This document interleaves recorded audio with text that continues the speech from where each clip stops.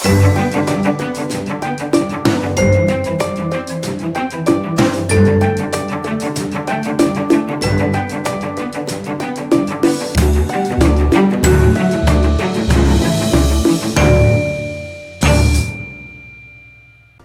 iuran BPJS Kesehatan untuk kelas 1 dan juga 2 resmi naik per hari ini sesuai dengan Perpres nomor 64 tahun 2020 tentang perubahan kedua atas Perpres nomor 82 tahun 2018. Sejumlah pihak sempat mengkritik karena kenaikan iuran ini dilakukan di tengah pandemi saat banyak masyarakat terdampak secara ekonomi. Apakah kenaikan iuran tersebut mampu menutupi defisit yang dialami oleh BPJS Kesehatan? Bagaimana dengan pelayanan yang akan didapat setelah adanya kenaikan BPJS Kesehatan? Kita akan bahas malam hari ini. Saya sudah bersama dengan Humas BPJS Kesehatan, Pak Iqbal Anas Ma'ruf, dari luar studio tentunya. Selamat malam, Pak Iqbal. Selamat malam, Pak Renhat. Baik. Terima kasih. Baik, Pak Iqbal. Sebelum kita banyak bahas soal kenaikan BPJS Kesehatan ini, Pak, kami ingin tahu dulu, ini kan kenaikan ini kemudian sejak awal banyak mendapatkan kritik sebetulnya ya, karena adanya kenaikan BPJS iuran ya, apalagi kemudian momentumnya dilakukan ketika di masa pandemi seperti saat ini. Tanggapan BPJS Kesehatan bagaimana, Pak Iqbal, ketika dikritik karena dianggap ini justru membebani masyarakat ketika ada kenaikan iuran di tengah masa pandemi COVID-19? Jadi pertama begini, kita kembali pada Perpres sebelumnya, sebelum ada putusan Mahkamah Agung. Ada Perpres 75 tahun 2019 yang ditetapkan 24 Oktober 2019. Dan itu sudah merubah penyesuaian iuran untuk peserta penerima bantuan iuran sejak 1 Agustus 2019 dengan jumlah yang signifikan dari populasi kepesertaan JKN, Pak. Kita 132 juta yang ditanggung pemerintah untuk selisih dari 23.000 menjadi 42.000. Oke. Dan itu sangat membantu kondisi bagaimana BPJS Kesehatan membayar ke rumah sakit. Hari ini kami mampu untuk membayar rumah sakit dengan jatuh tempo dan kami nyatakan tidak ada yang terbayar. Karena kami menerima iuran PBI bulan Agustus di 1 Juli 2020. Tetapi tentu kita harus melihat dari segmentasi yang lain, pekerja penerima upah. PPU ASN Pusat TNI Polri juga dilakukan perubahan sejak 1 Oktober 2019. Oke.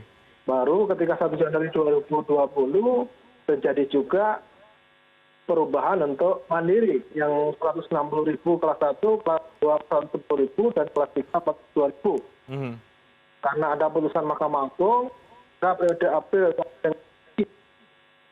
disesuaikan Perpres 82 2018 per 1 Juli dilakukan untuk mandiri ini kelas 1 150.000, kelas 2 100.000 dan kelas 3 yang penting adalah 25.500 dibayar oleh peserta. Sementara 16.500 dibantu oleh pemerintah dalam bentuk bantuan iuran yang tentunya semua dibayar untuk peserta pasca mandiri. Jadi kalau mau ditotal, Pak, jumlahnya 21 juta dikalikan 16.500 ditambah dengan PPI yang seluruhnya 42.000 per bulan dibayar oleh pemerintah. Itu sangat besar sekali. Oke, baik. Ini kita tampilkan di layar juga, Pak Iqbal. Mungkin Anda tidak bisa melihat, tapi kami akan sampaikan ini ke pemirsa untuk melihat bagaimana kemudian fase-fase kenaikan itu ya. Ini periode Juli 2020 dan seterusnya kenaikannya, angkanya sudah Anda bisa lihat sendiri di layar televisi Anda untuk periode kenaikan dari BPJS Kesehatan dari bulan Juli 2020 dan juga seterusnya. Oke, kalau begitu tadi alasannya Pak Iqbal memang harus terjadi kenaikan. Lalu ketika ini sudah naik, artinya masyarakat atau pengguna BPJS Kesehatan juga berharap adanya pelayanan kesehatan, Pak Iqbal. Apakah kemudian kenaikan ini juga akan nantinya disertai dengan perbaikan pelayanan kesehatan bagi mereka yang menggunakan BPJS Kesehatan ini? Karena kan menjadi penting agar tidak hanya naik, tapi kemudian dari sisi pelayanan masih sama-sama saja. Nah, ini bagaimana Pak Iqbal menjamin bahwa akan ada perbaikan untuk pelayanan BPJS Kesehatan ketika nantinya iuran sudah naik? Ya, pertama perlu dipahami soal manfaat jaminan kesehatan ini begitu luas, Pak. Hal yang tidak ditanggung jelas di Perpres 82 2018 pasal 52 A sampai huruf terakhir itu diatur di sana. Misalnya soal kosmetik, soal upaya mendapatkan keturunan atau hobi membahayakan dan yang lain tidak ditanggung dalam skema program ini. Tetapi semua jenis penyakit yang berkaitan dengan tipikal penyakit di Indonesia ditanggung dalam program ini. Itu soal benefit. Yang kedua, ketika ada permasalahan pembayaran ke rumah sakit terlambat dibayar oleh BPJS Kesehatan, karena uang yang dikumpulkan di iuran tidak mencukupi, sehingga rumah sakit terganggu untuk membeli obat, membeli bahan habis pakai, atau membayar jasa medis tenaga kesehatan. Nah itu ketika sudah diperbaiki ini, maka komitmen di kontrak harus dipenuhi oleh rumah sakit untuk memberikan layanan yang lebih baik, fokus pada perbaikan kualitas pelayanan.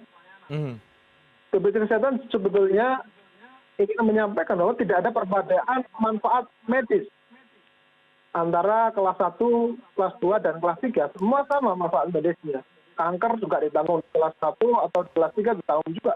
Thalassemia, yang penyakit-penyakit katastrofik, semua dijamin dengan obat dan tindakan medis yang tidak ada perbedaan. Yang berbeda adalah soal rasa untuk manfaat non-medis. Jadi isu yang harus kita sampaikan adalah bahwa tidak ada perbedaan perlakuan secara medis untuk semua peserta dalam program JKN. Kalau memang ada terjadi, tentu case by case akan kita selesaikan. Karena itu menjadi tantangan bagaimana kontrak kami dipenuhi oleh rumah sakit. Kami juga menyadari sebenarnya bahwa peserta tentu akan menyesuaikan dengan kemampuan bayarnya. Selama ini di kelas 1 ternyata harus kelas 2 atau kelas 3. Fitur itu ada di aplikasi mobile JKN yang bisa diunduh di Play Store atau App Store.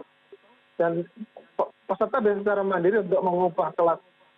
Dan tidak harus menunggu 1 tahun seperti ketentuan selama ini. Periode ini sampai dengan 31 Agustus 2020 peserta bisa melakukan perubahan kelas. Baik Pak Iqbal, setelah adanya kenaikan ini atau sejak awal sudah mulai ada kabar soal kenaikan, tentu kan banyak juga masyarakat yang langsung merespon tadi Anda katakan soal perubahan kelas ya. Berapa persen Pak Iqbal jumlah yang melakukan perubahan kelas, mungkin dari kelas 2 ke kelas 3 misalnya yang akhirnya mungkin lebih murah. Nah ini seperti apa? Ini berapa persen, apa angkanya Pak? Jadi kalau di angka kami sampai 31 Mei 2020, pergeseran kelas 1, kelas 3, 2 ke 3 itu terjadi 7,54% Pak dari total populasi peserta mandiri. Ada juga yang menyesuaikan kenaikan kelas. Ada 0,58% peserta yang menyesuaikan diri untuk naik kelas 1 atau kelas 2. Dan itu tentu tidak seperti separah yang dibayangkan oleh pengamat, bahwa nanti akan besar orang eksodus ke kelas 3 dan yang lain. Tapi angkanya cukup tinggi Pak, yang pindah ke kelas 3? Angka tinggi tentu sangat relatif ya Pak. Jadi secara bertahap tentu tantangannya ada ke depan Pak. Ya, data PBI yang jumlahnya sudah sangat besar, sekitar 130 jutaan itu bisa difiltering dengan baik. Artinya dipastikan orang yang memang layak untuk masuk dalam PBI bisa masuk dalam situ. Dan kami melihat komitmen Kementerian Sosial sangat baik untuk mengupdate BPKS ini, Satu Kesejahteraan Sosial.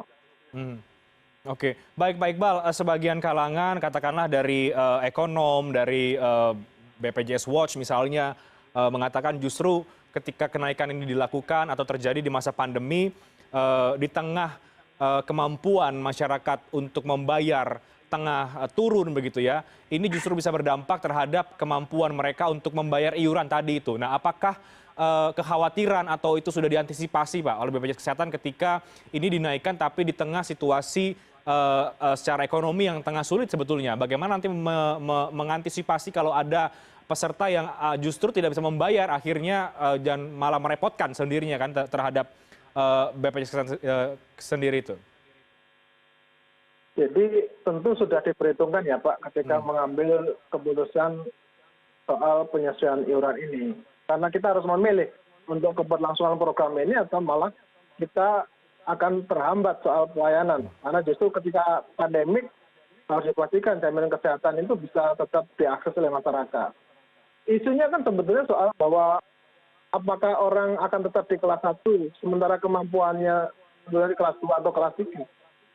Kan sudah ada fitur untuk bisa perubahan kelas, tinggal menyesuaikan. Kalau memang mepet banget sehingga harus masuk dalam skema penerima bantuan iuran, itu bisa diurus Pak di dinas sosial setempat, baik melalui penduduk yang didaftarkan oleh pemerintah daerah atau melalui penerima bantuan iuran. Jadi antisipasi terhadap pergerakan ini sebetulnya sudah diatur karena kita berpikir jangka panjang nih. Karena kondisi dengan Perpres 64 2020 ini, kemampuan bayar BPJS Kesehatan ke rumah sakit menjadi lebih baik, sehingga kita berharap kualitas layanan kepada peserta menjadi lebih optimal dan isu soal BPJS gagal bayar dan yang lain bisa ditutup sehingga kita fokus untuk memberikan layanan yang lebih baik. Kelas 3 tidak ada isu angkanya. Oke, baik Pak Iqbal. Tapi apakah dengan kenaikan ini bisa menjamin ya atau menutupi defisit yang dialami oleh BPJS Kesehatan selama ini Pak Iqbal? Nah, hitung-hitungannya seperti apa dari BPJS Kesehatan? Ya, ketika kita ada delay di April sampai Juni Pak, kembali ke Perpres 82 2018 kan itu mempengaruhi ya secara agregat kemampuan kita proyeksi untuk bayar di tahun 2020. Tetapi dengan kondisi diberlakukan Juli ini insya Allah defisit yang ditakutkan tidak terjadi lagi di 2020. Tentu harus diatur juga dengan bagaimana kita mengatur kasus-kasus non spesialistik bisa ditangani optimal di fase tinggal pertama. Rumah sakit juga diatur bahwa kompetensi mana yang harus menangani ini dan mana yang harus dieskalasi ke yang lebih tinggi. Artinya tidak bisa mengharapkan dari iuran disesuaikan terus masalah selesai, tidak. Artinya hal-hal yang direkomendasikan dari audit BPKP atau dari rekomendasi KPK akan sangat membantu memastikan pembiayaan program menjadi lebih efisien sebetulnya. Oke, baik. Pak Iqbal, di luar kenaikan iuran ini, sebetulnya sejak awal ini sudah muncul ke publik isunya ya, sebagian kalangan juga menilai BPJS Kesehatan juga di saat yang bersamaan harusnya juga memperbaiki dulu ke dalam. Karena tentu masih banyak hal yang perlu diperbaiki secara internal, misalnya soal data dan lain sebagainya. Nah, itu bagaimana Pak Iqbal untuk perbaikan internal ke dalam agar kemudian tidak lagi terjadi defisit kah atau ada pelayanan yang kurang maksimal ke masyarakat? Nah, itu bagaimana Pak? Ya, sebetulnya baseline-nya dari audit BPKP Pak. Ketika mengambil audit 2018 kan dari kepesertaan ada rekomendasi BPKP 27,4 juta data anomali atau dianggap bermasalah. Tapi progres sekarang menjadi lebih baik. Karena kalau kita melihat ada beberapa kali SK Mensos updating data PBI, itu salah satunya adalah bagaimana menjawab audit dari BPKP. Jadi secara data sekarang mengecil Pak, tidak lagi besar 27,4 juta, dan sebagian ada di wilayah Papua sana yang memang di-exclude dari perbaikan yang harus dilakukan atas data ini. Dengan dipertimbangkan beberapa hal. Terus yang kedua, kalau kita bicara audit BPKP, orang mencurigai terjadi fraud yang besar di program PKN. Dengan dana negara yang begitu besar, memang potensi terjadinya fraud lalu ada Pak, karena tentu ya tidak semuanya orang kan malaikat seperti itu ya. Tetapi dari audit BPKP bisa dilihat ada angka 1% dari biaya yang dikeluarkan dalam program PKN berpotensi untuk fraud. Tetapi itu perlu diinvestigasi lebih dalam sebetulnya apakah betul fraud yang terjadi karena kesengajaan atau hal yang lain karena tidak paham dan yang lain. Kalau kita tidak lanjuti sih secara umum angkanya tidak sebesar 1% sebetulnya. Oke. Nah, ini menjadi catatan kita untuk melakukan perbaikan. Oke, baik. Semoga perbaikan itu betul-betul serius dilakukan Pak Iqbal. Dan terakhir, ini tentu akan berdampak sekali Pak ke masyarakat, apalagi di tengah kondisi seperti saat ini yang mungkin saja agak berat untuk membayar iuran dan lain sebagainya. Bagaimana Pak Iqbal solusi yang menurut Anda untuk masyarakat yang mungkin saja akhirnya agak berat untuk bisa membayar iuran, apalagi jumlahnya juga naik. Nah, ini seperti apa Pak Iqbal kepada masyarakat? Dan sekali lagi untuk perbaikan tadi Pak Iqbal, bagaimana menjamin bahwa setelah ini masyarakat dapat pelayanan lebih baik kok setelah kemudian adanya kenaikan BPJS Kesehatan ini? Ya, secara konstruksi kepesertaan kan 16% di kelas 1, Pak.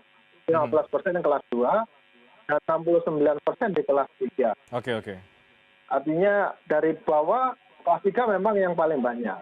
Kita tentu berharap peserta tidak memaksakan dengan kemampuannya, bisa memilih kelas yang sesuai dengan kemampuan bayarnya. Dan kami BPJS Kesehatan berkomitmen dengan fasilitas kesehatan, termasuk merangkul pemerintah daerah, dinas kesehatan, untuk memantau secara benar pelaksanaan program ini, sehingga pembiayaan bisa dikendalikan dan tentu tetap dalam monitor regulasi yang mengatur. Oke, baik, terima kasih Pak Iqbal Anas Ma'ruf sudah berbagi informasi terhadap kami. Kami akan tunggu segala perbaikan yang nanti dilakukan. Mudah-mudahan akan semakin baik untuk pelayanan kesehatan terhadap masyarakat. Terima kasih Pak Iqbal, Humas BPJS Kesehatan.